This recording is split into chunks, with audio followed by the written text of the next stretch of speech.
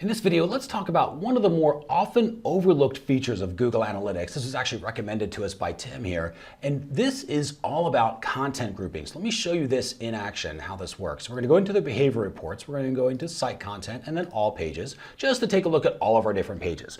Now, if we were trying to analyze what was working and what wasn't on this particular site, this is good, but it's also 500, if you look down here, 500 different pages that are being recorded by this analytics platform. So we've got all these 500 pages that are on the Google Merchandise Store. Kind of tough to figure out what's working, what's not. Enter content grouping. So you can set these up in the back end of your own analytics in the admin section, and you define these. But when they're defined, here's how they work. So under content grouping, you can define different groups. In this case, they've defined groups by brand, by product categories, by clothing, by gender. So let's click on brands. As we go into brands, you're going to instantly see, here's all the products that didn't really have a particular brand, and then here's the Google branded products, the YouTube branded products, the Android branded products. Instantly, I can see the number of page views of how interested people are in this, right? So I can say, okay, Android, not a whole lot, but there's a ton of people interested in Google, which makes sense. This is the Google Merchandise Store after all.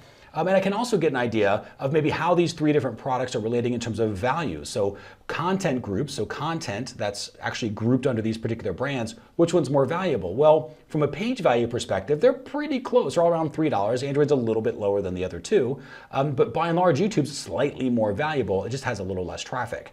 So we can kind of get that idea here, just with that. Now, if we flip this over to product categories, which is, again, this is something that they've already created for their brand, for their e-commerce store, we start to get a little bit of a different picture.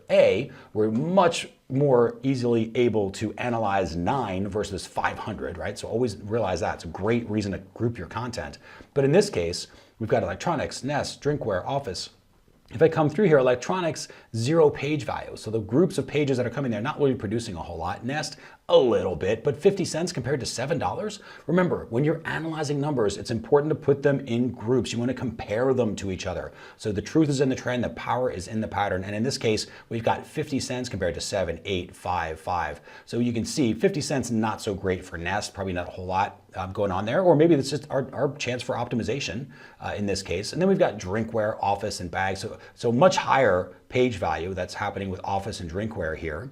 And then bags drops down a little bit, but still respectable. And then we've got brands, so just various brands of in this case, product categories. So a lot lower, right? Not as bad as what Nest was in electronics, but not great, right? Not compared to what these other numbers are. So as somebody who's in charge of maybe helping this company to get a little more juice from their squeeze, you might want to use content grouping to be able to very quickly and easily grab and produce content in groups, so you can actually categorize it and make it a little bit more useful. So instead of blog posts and seeing how the blog is working, maybe there's different categories of blog posts that you could create groups of and actually see just how valuable the content under that category actually is in terms of generating results. So again, content grouping is the feature that you're looking for. It does need to be set up in the back end of your analytics. It's a customized feature of Google Analytics, but incredibly valuable and often overlooked.